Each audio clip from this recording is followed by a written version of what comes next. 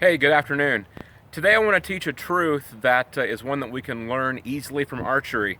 Now, for those of you who live nearby and your kids are participating in our church's new ministry called Center Shot, full disclosure, these are not the kind of bows that we're going to be using. We are going to be using compound bows, but it's not going to have all of the additional bells and whistles. We're not going to be using a release like this. We're going to be using 3 fingers to release. So I just want you all to understand that this is not the kind of bow, but they are really nice bows. But that's not why I'm sharing today. I'm sharing today because we can learn some incredible spiritual truth from archery. So first, I'm going to take a couple of shots, and then we're going to talk about it. My target is just about 7-8 yards away. It's called the yellow jacket target, and if you see that circle in the center of the target, that is where the bullseye is. I think it's part of the yellow jacket's eye. I'm going to take a couple of shots at it, and then we're going to talk about the spiritual truth for the day.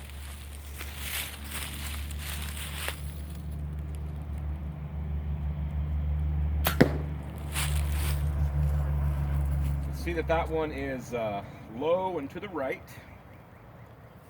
I'll try to make a little adjustment. See if we can get a little bit closer to the center.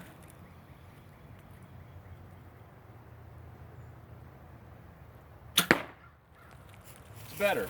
Let's go take a look.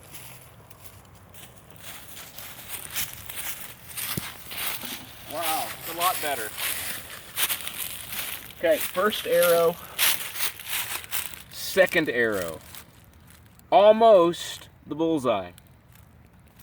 But that brings me to my topic for the day. Almost isn't good enough. The Bible says, "For all have sinned and fallen short of the glory of God." That's in Romans 3:23. Now, what is the glory of God? It is perfection.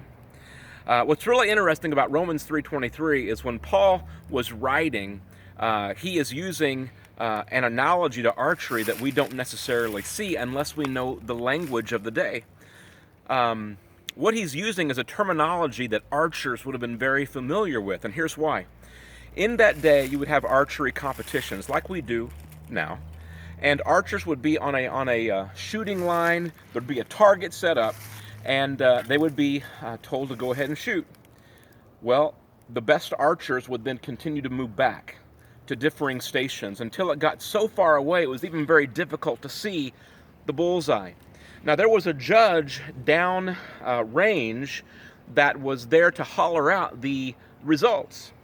And so when an archer got so far away he could no longer hit the center, or if he missed the target altogether, he would raise up a flag and he would yell the word sin. And it meant, "You have missed the mark." Well, the Bible says, "For all have sinned and fallen short of the glory of God." We have all missed the mark. We have all missed the bullseye.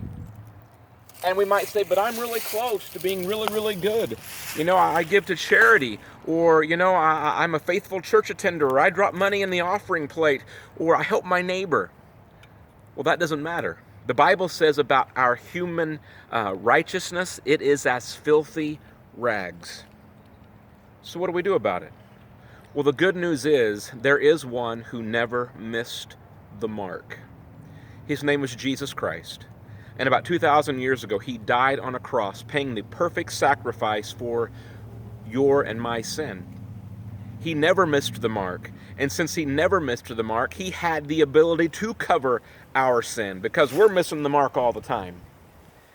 And so today I want to challenge you, if you have not given your heart and life to Jesus Christ, I'm going to challenge you to examine your own life. I think you're going to tell very quickly that you're not perfect, that you have fallen short of the glory of God, that you have missed the mark, that if there were a judge downrange, he'd hold up a flag and say, "Sin."